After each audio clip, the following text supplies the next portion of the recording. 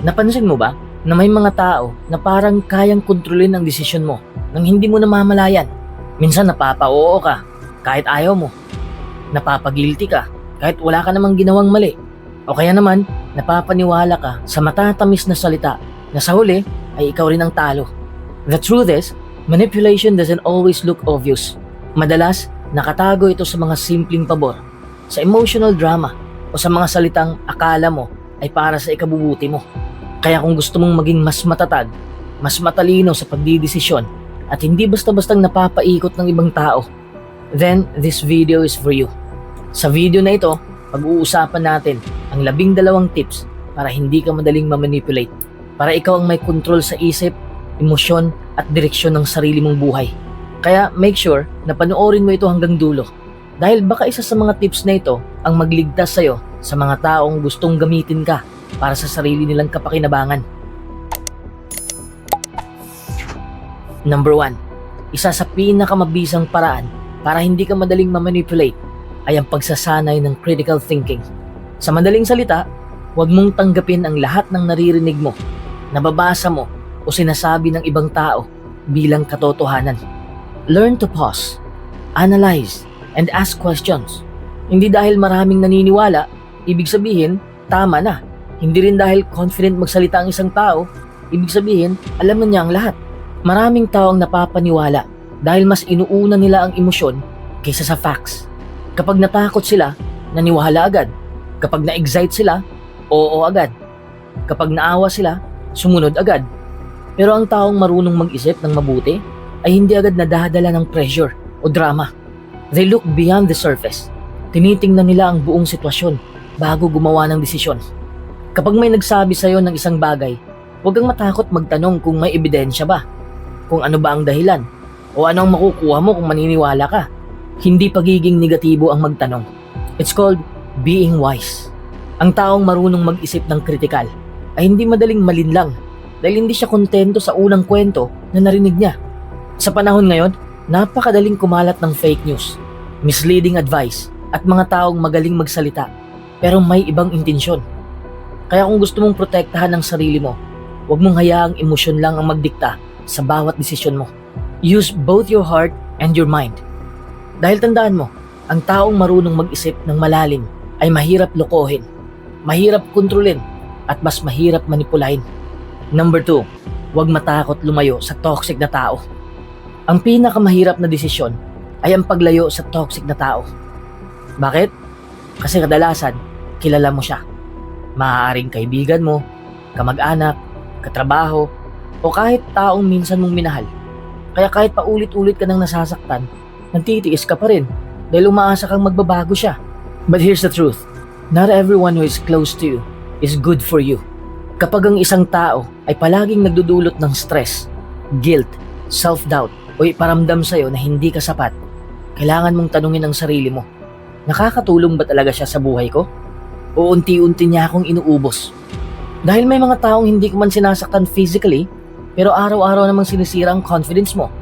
Kinukontrol ang mga desisyon mo at pinaparamdam na wala kang halaga kung hindi mo susundin ang gusto nila. That's not love. That's not friendship. That's control. Hindi ibig sabihin na masama kang tao kapag pinili mong lumayo. Hindi rin ibig sabihin na wala kang utang na loob. Ang ibig lang sabihin nun ay pinili mong protektahan ang mental at emotional peace mo. Remember this, you're allowed to walk away from people who constantly drain your energy. Hindi mo responsibilidad na ayusin ang bawat taong ayaw namang ayusin ang sarili nila. Ang distance, ang pinakamagandang boundary. Hindi mo kailangan makipag-away. Hindi mo kailangan gumanti. Hindi mo kailangan ipaliwanag ang bawat dahilan mo. You can simply choose peace over chaos. Dahil habang nananatili ka sa mga taong toxic, mas madali kang mamanipulate. Masasanay kang isipin na normal lang ang disrespect, guilt-tripping, o emotional blackmail. Pero kapag natutunan mong lumayo, doon mo marirealize na may mga taong kaya ka palang respetuhin nang hindi ka kinukontrol. Tandaan mo ito, hindi lahat ng relasyon ay dapat panghawakan habang buhay. Some people are only lessons, not lifetime companions.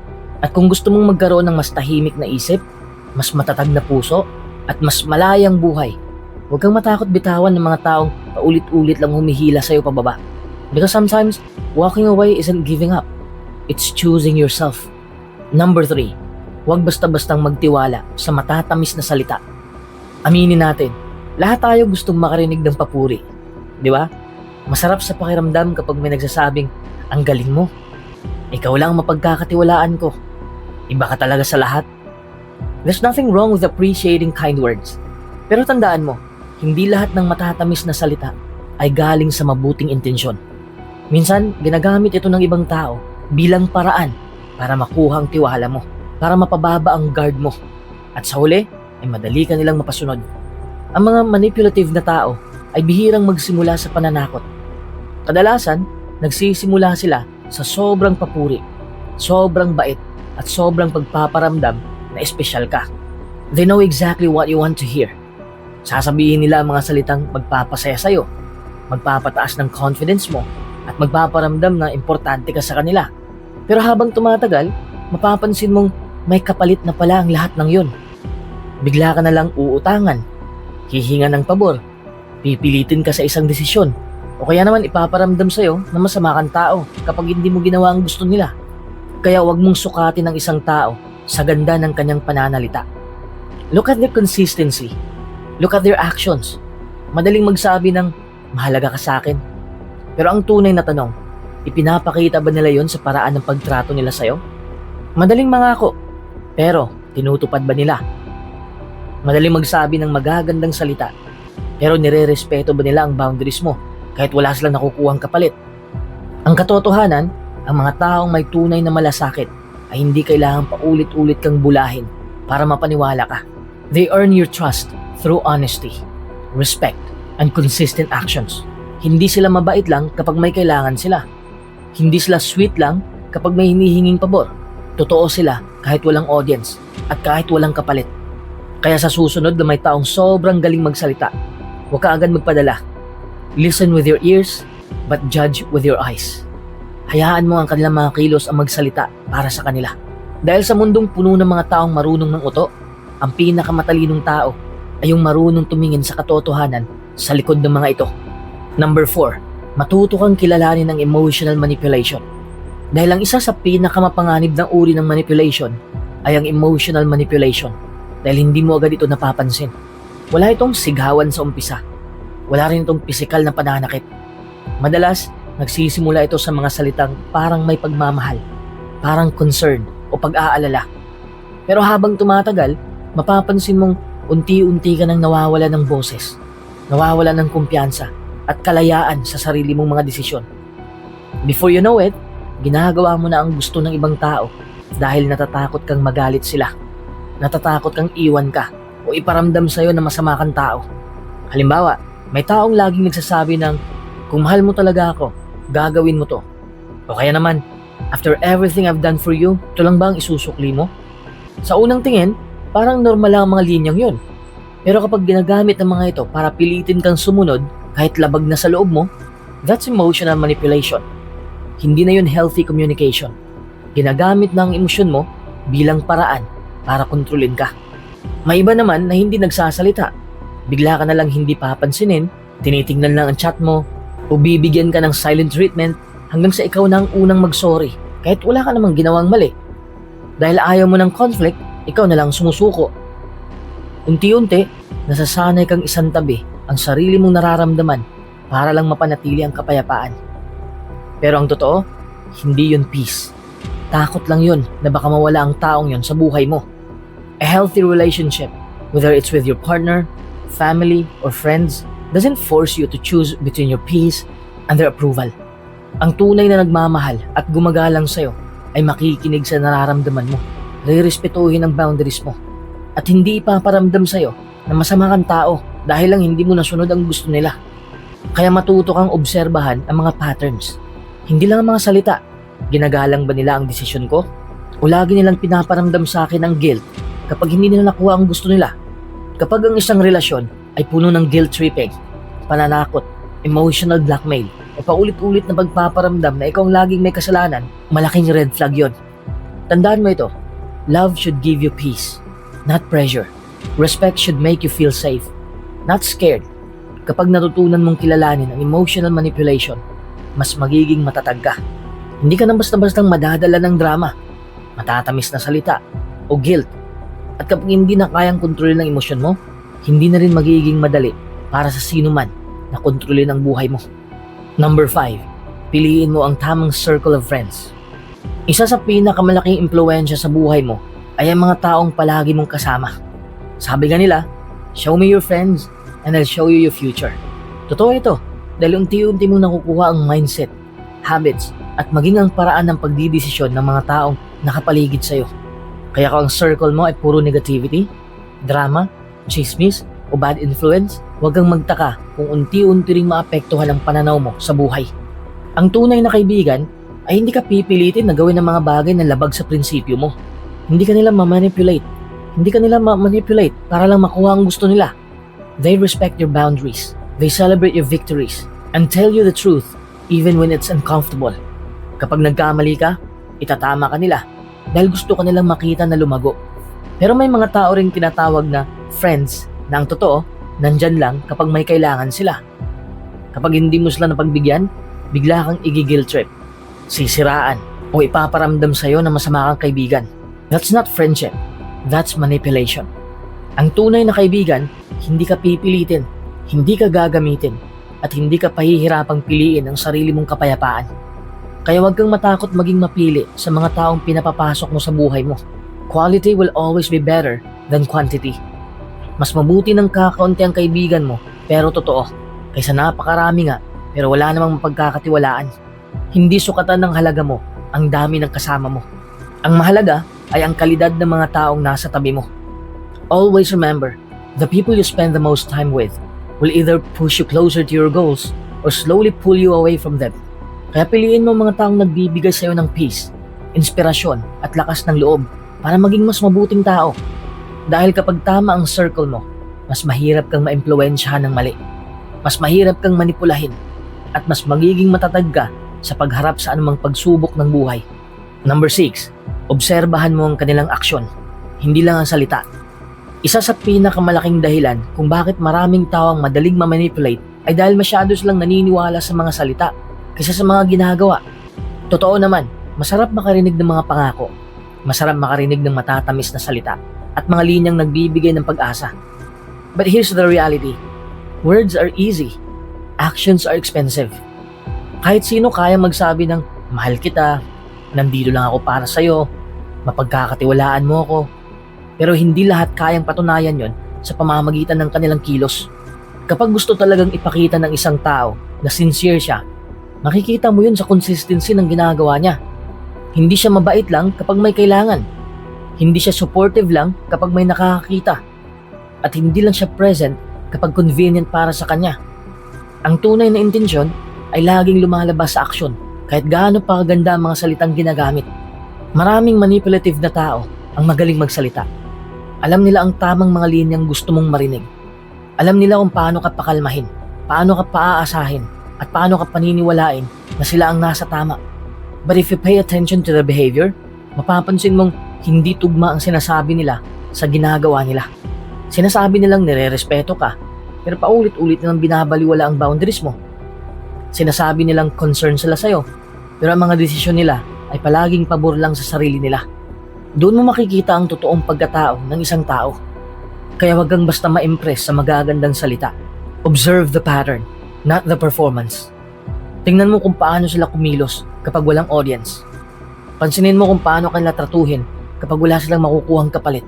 Dahil ang character ng isang tao ay hindi nasusukat sa ganda ng kanyang mga sinasabi, kundi sa consistency ng kanyang mga ginagawa.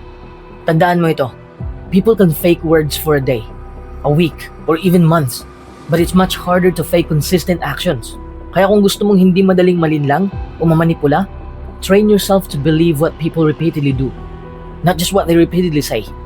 Actions don't just speak louder than words. They reveal the truth that words sometimes try to hide. Number 7, limitahan mo ang sobrang pagbabahagi ng personal na impormasyon. Kasi hindi lahat ng taong nakikinig sa'yo ay tunay na concern sa'yo. At hindi lahat ng nagtatanong tungkol sa buhay mo ay may mabuting intensyon. Minsan, curious lang sila. Minsan, gusto lang nilang may kwento sa iba.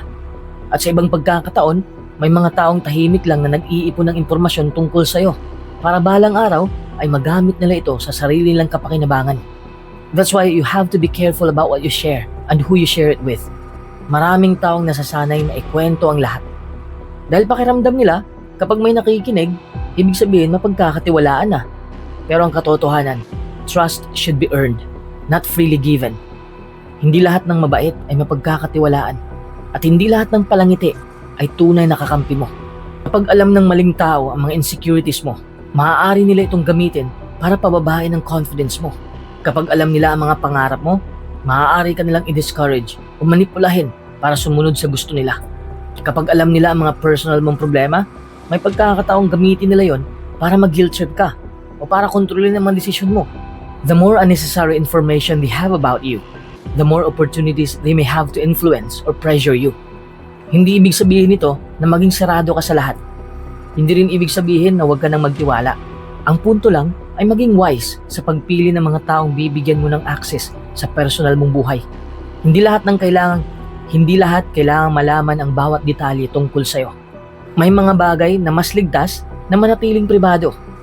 At walang masama ron.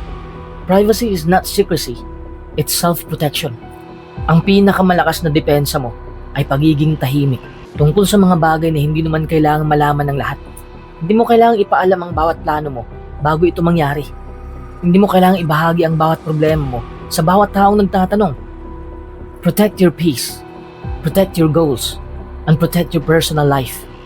Dahil habang mas pinipili mong maging maingat sa pagbabahagi ng impormasyon, mas mahihirapan ang sinuman na gamitin ang mga kahinaan mo laban sa'yo. Tandaan mo, hindi lahat ng alam ng ibang tao tungkol sa'yo ay nakakatulong. Minsan, ang tunay na power ay nasa kakayahang piliin kung ano lang ang dapat ibahagi at kung ano ang mas mabuting manatiling sa'yo lang. Number 8, magtiwala ka sa instincts mo. May mga pagkakataon sa buhay na kahit wala kang konkretong ebidensya, may nararamdaman kang parang may mali. Hindi mo maipaliwanag kung bakit, pero parang may boses sa loob mo na nagsasabing, mag-ingat ka. Madalas binabaliwala natin ang pakiramdam na yon dahil ayaw nating magmukhang judgmental o paranoid. Iniisip natin na baka nag-o-overthink lang tayo. But here's the thing, your instincts exist for a reason. Hindi ito laging perpekto, pero maraming beses na ito ang unang nagbibigay sa'yo ng babala bago pa makita ng isip mo ang buong larawan. Napansin mo ba na may mga taong sa unang pagkikita pa lang parang may kakaiba ka ng nararamdaman? Maaaring sobrang bait nila sa pananalita, pero may hindi ka maipaliwanag ng discomfort.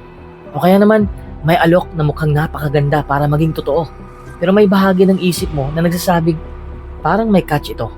Huwag mong basta isantabi ang pakiramdam na yon. Instead of ignoring it, pause for a moment. Observe.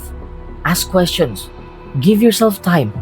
Minsan, ang ilang minutong paghinto ay nakakaiwas sa mga problemang maaaring pagsisihan mo sa hinaharap. Pero tandaan din, ang pagtitiwala sa instincts ay hindi ibig sabihin na huhusgahan mo agad ang isang tao nang walang dahilan. Hindi ito tungkol sa pagiging mapanghusga. It's about being aware. Kapag may kakaiba kang nararamdaman, huwag agad gumawa ng konklusyon. Gamitin mo yon bilang signal para maging mas maingat, para mas mapagmasid, at para mas matalino sa mga susunod mong hakbang. Hayaan mong magsama ang instinct at logic. Ang instinct ang magsasabing, mag-ingat ka. At ang logic ang tutulong sa'yo na alamin kung bakit. At ang mga taong manipulative ay kadalasang magaling magtago ng tunay nilang intensyon. Maaari silang ngumiti, magsalita ng maayos, at magpakitang mabuti sa simula. Pero may mga maliliit na senyales na minsan ay napapansin ng instincts mo bago pa mapansin ng mga mata mo. Kaya huwag mong maliitin ang sariling pakiramdam. Listen to it, then verify it. Hindi lahat ng nararamdaman mo ay tama. Pero hindi rin lahat ay dapat baliwalain. Mas mabuting maging maingat kaysa magsisi. Kung may sitwasyon, tao o desisyon na paulit-ulit nagbibigay sa'yo ng pakiramdam na may mali, huwag mong piliin ang sarili mong baliwalain yon para lang mapasaya ang iba. Protect your peace. Protect your judgment. Dahil ang taong marunong makinig sa tamang babala ng kanyang instincts habang gumagamit din ng malinaw na pag-iisip ay mas mahirap malinlang, mas mahirap mapasunod, at mas mahirap manipulahin. Number 9, huwag magdesisyon kapag sobrang emotional. Isa sa mga paboritong pagkakataon ng mga manipulative na tao ay kapag alam nilang mataas ang emosyon mo. Kapag galit ka, Kapag natatakot ka, kapag sobrang saya mo, o kapag sobra kang nasasaktan, mas madali kang makumbinsi na gumawa ng desisyong baka pagsisihan mo rin sa huli. That's because strong emotions can temporarily overpower clear thinking. Kapag emosyon ang nangunguna, kadalasan ay tahimik ang logic. Isipin mo ito, ilang beses ka nang nagsabi ng mga salitang hindi mo naman talaga ibig sabihin dahil lang sa sobrang galit. Ilang beses ka nang pumayag sa isang bagay dahil naawa ka. O kaya naman bumili ka ng isang bagay dahil sobrang excited ka. Tapos pagkatapos ng ilang oras, napaisip ka na lang, bakit ko ba ginawa yun? Halos lahat tayo ay dumaan na sa ganung sitwasyon. At doon pumapasok ang manipulation. Kapag alam ng isang tao na emotional ka, mas madali ka niyang ma-pressure, mas madali ka niyang mag-guilt trip o ma-impluensyahan. May mga taong sasabihin, kung mahal mo talaga ako, gawin mo ito ngayon. O kaya, ito na lang ang chance mo. Kapag hindi ka pumayag ngayon, mawawala ng opportunity. Ang layunin nila ay alisin ang oras mo para mag-isip. They want you to react, not reflect. Dahil kapag binigyan mo ang sarili mo ng pagkakataong huminahon, mas malaki ang posibilidad na makita mo ang mga red flags na hindi mo napansin noong emosyon ang nangingibabaw. Kaya kapag ramdam mong nanginginig ka sa galit, naluluha ka sa lungkot, o sobrang excited ka na halos hindi ka na makapag-isip ng malinaw, huwag mong pilitin ang sarili mong gumawa agad ng malaking desisyon. Take a step back. Huminga ka muna. Magpahinga ka. Matulog ka muna kung kailangan. Bigyan mo ng pagkakataon ang isip mo na makahabol sa nararamdaman ng puso mo. Hindi lahat ng desisyon ay kailangang gawin sa mismong sandali. Tandaan mo, ang mga emosyon ay mahalaga dahil ipinapakita nila kung ano ang nararamdaman mo. Pero hindi sila dapat ang laging maging driver ng mga desisyon mo. Let your emotions inform you, but don't let them control you. Kapag natutunan mong maghintay hanggang kumalma ang isip mo bago magdesisyon, mas mahihirapan ang sino man na manipulahin ka. Dahil ang taong marunong huminto, mag-isip at timbangin ang sitwasyon ay mas bihirang malinlang. At kadalasan, ang ilang minutong paghihintay ngayon ay makakapagligtas sa'yo mula sa mahabang panahon ng pagsisisi sa hinaharap. Number 10, huwag magpadala sa guilt. Isa sa pinakamabisang sandata ng mga manipulative na tao ay ang guilt. Hindi ka nila pipilitin gamit ang lakas o sigaw. Sa halip, ipaparamdam nila sa'yo na masama kang tao kapag hindi mo ginawa ang gusto nila. Sasabihin nila, nagbago ka na. Kung talagang mahal mo ako, gagawin mo ito. Ang dami kong ginawa para sa'yo. Ito lang naman ang hinihingi ko. Kapag paulit-ulit mong naririnig ang mga linyang ito, unti-unti kang mapapaisip na baka nga ikaw ang mali. But here's the question, talaga bang mali ka?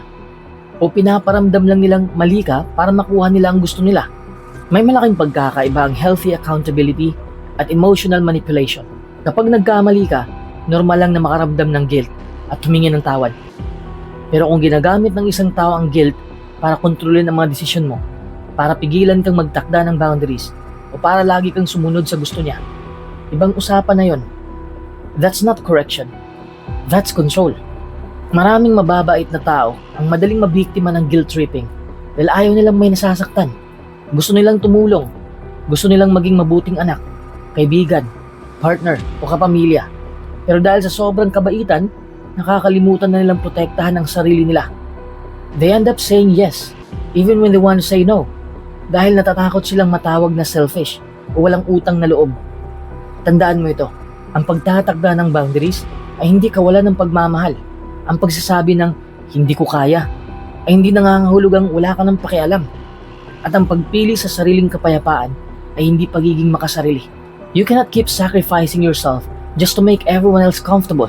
Dahil kapag lagi mong inuuna ang kagustuhan ng iba, habang palagi mong isinasantabi ang sarili mo, darating ang araw na ikaw naman ang mauubos.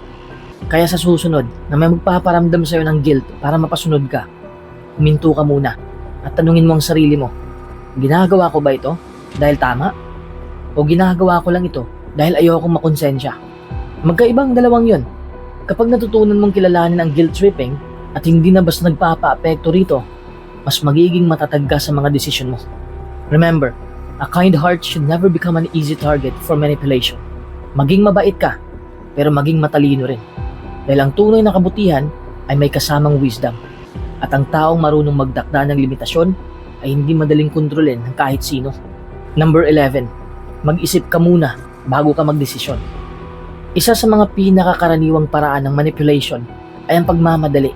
Mapapansin mo, ang mga taong gustong kontrolin ka ay madalas kang pinipressure na magdesisyon agad. Sasabihin nila, ngayon na lang ang pagkakataon. Kung hindi ka sasagot ngayon, mawawala na ito. O kaya, kung talagang nagtitiwala ka sa akin, hindi mo na kailangan pag-isipan pa. Pero ang totoo, ang mga desisyong minamadali ay kadalasang nauuwi sa pagsisisi. Kaya bago ka magsabi ng oo o hindi, huminto ka muna sandali. Take a deep pause and give yourself time to think. Tanungin mo ang sarili mo, makakabuti ba talaga ito sa akin? Ano ang posibleng mangyari kapag pumayag ako? Ginagawa ko ba ito dahil gusto ko o dahil napipilitan lang ako? Ang simpleng paghinto para mag-isip ay maaaring makapagligtas sa'yo mula sa maling desisyon. Maraming taong napapasok sa toxic relationships, naloloko sa mga scam o napasunod sa mga bagay na hindi naman nila gusto dahil nagpadala sila sa pressure ng moment. Minsan natakot silang makasakit ng damdamin, minsan naman ayaw nilang mapahiya o mapag-isipan ng masama. Kaya kahit may kutob na silang may mali, sumang-ayon pa rin sila. But remember this, making a decision just to avoid discomfort today can create a much bigger problem tomorrow. Hindi masamang maglaan ng oras para mag-isip. Sa katunayan, ang mga taong tunay na gumagalang sa'yo ay hindi ka pipilitin na sumagot agad. They will respect your need to think. Pero ang taong nagagalit kapag humihingi ka ng oras o pinaparamdam na masama kang tao dahil hindi ka agad pumapayag, maaaring mas interesado sa kontrol kaysa sa kapakanan mo. Kaya huwag mong hayaang emosyon, pressure o takot ang magdikta sa mga desisyon mo. Slow down. Think clearly. Weigh the consequences. Dahil ang isang matalinong desisyon ay bihirang gawin ng nagmamadali. Tandaan mo, hindi kahinaan na mag-isip muna. It's sign of wisdom. At sa mundong puno ng mga taong gustong impluwensya ng bawat galaw mo, ang kakayahang huminto, mag-analyze at magdesisyon sa tamang oras ay isa sa pinakamalakas mong depensa laban sa manipulation. Number 12, palakasin mo ang self-confidence mo. Isa sa pinakamadaling target ng manipulation ay ang taong hindi naniniwala sa sariling halaga. Kapag palagi kang nadududa sa sarili mo, mas madali kang paniwalain na hindi ka sapat, na hindi ka magaling, o na wala kang kakayang magdesisyon para sa sarili mo. At doon pumapasok ang mga taong gustong kontrolin ka. They make you believe that you need them to survive, to succeed, or even to feel worthy. Pero ang totoo, kapag alam mo ang value mo, mas mahihirapan ng kahit sino na sirain ang confidence mo. Napansin mo ba? Kapag mababa ang self-confidence ng isang tao, madalas siyang humihingi ng approval sa iba. Bawat desisyon, kailangan ng opinyon ng ibang tao. Bawat kilos, iniisip kung anong sasabihin ng iba. At kapag may nagsabing, hindi mo kaya yan, mas mabuti kung ako na lang sundin mo, agad siyang nagdududa sa sarili niya. That's exactly how manipulation begins. Kapag naniwala kang mas alam ng iba ang halaga mo kaysa sa sarili mo, binibigay mo rin sa kanila ang kapangyarihang kontrolin ang buhay mo. Ang self-confidence ay hindi pagiging mayabang. Ito ang paniniwalang kaya mong matuto, bumangon at gumawa ng tamang desisyon kahit may mga pagkakataong nagkakamali ka. Dahil ang taong may healthy confidence ay hindi madaling matinag ng criticism. Hindi agad bumibigay sa pressure at hindi kailangang baguhin ang sarili para lang matanggap ng iba. Unti-unti mong palakasin ang tiwala sa sarili sa pamamagitan ng pagtupad sa maliliit mong pangako sa sarili. Celebrate your progress, not just your victories. Huwag mong ikumpara ang journey mo sa journey ng ibang tao. Mas mahalaga ang growth kaysa validation. Habang mas nakikilala mo ang sarili mong kakayahan at mas tinatanggap mo pati ang mga kahinaan mo, mas nagiging matatag ka sa harap ng mga taong gustong manipulahin ang isip at emosyon mo.